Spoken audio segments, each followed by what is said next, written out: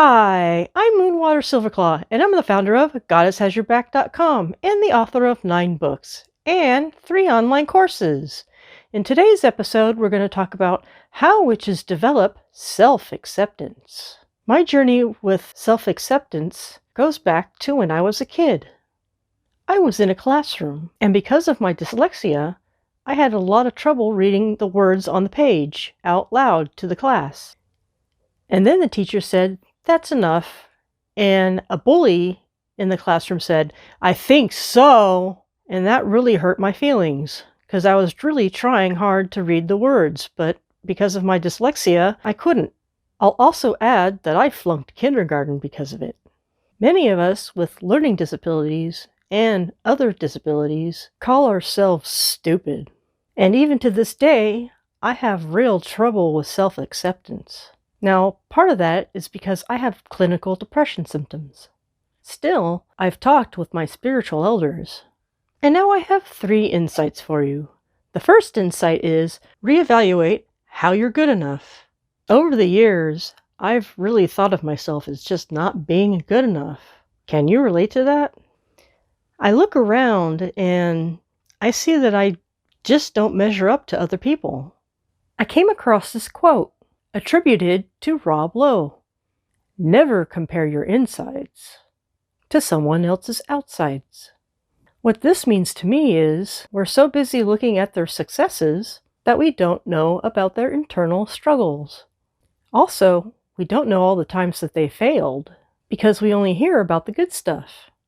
So what I really need to do is reevaluate how I am good enough. Maybe you would like to join me in this. First, if we say we're putting in significant care and effort, that can be good enough.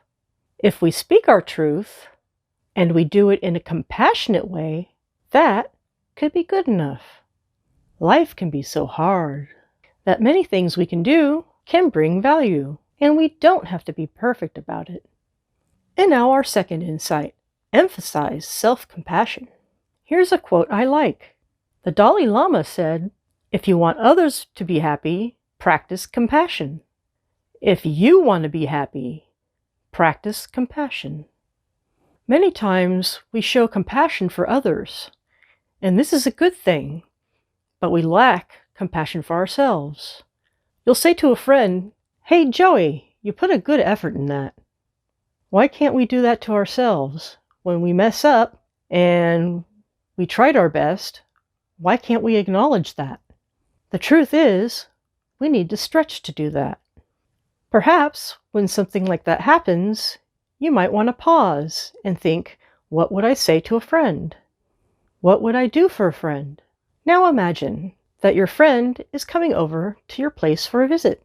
You would make sure that they had a comfortable place to sleep, a good meal, and a place to relax. You would be kind to them. And now, imagine that you showed the same compassion to yourself. And now our third insight. Avoid setting up rules so you fail.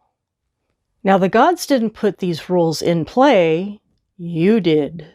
Some of the rules that I have that mess up my day is I need to be perfect with everything I say, or I need to remember everything on my list for that day, or I need to see things and move fast. I set up these rules, not the gods. I could pause and ask myself, if I could show self-compassion, how would I treat myself? During the day, I may make a mistake, and I'll say things like, "Oh, I'm so stupid," or "Why did I do that? I can't believe I did that." And this makes me feel bad.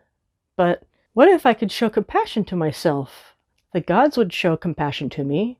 Why can't I? So I'll start now. For example, today I made a few simple mistakes while using Photoshop, but what I can emphasize is that I did finally finish a very effective graphic. I can be proud of myself for that. I admit this is a real stretch for me. I may even want to light a candle and ask the goddess for support in this, because it is such a stretch for me. Now I bring it back to you.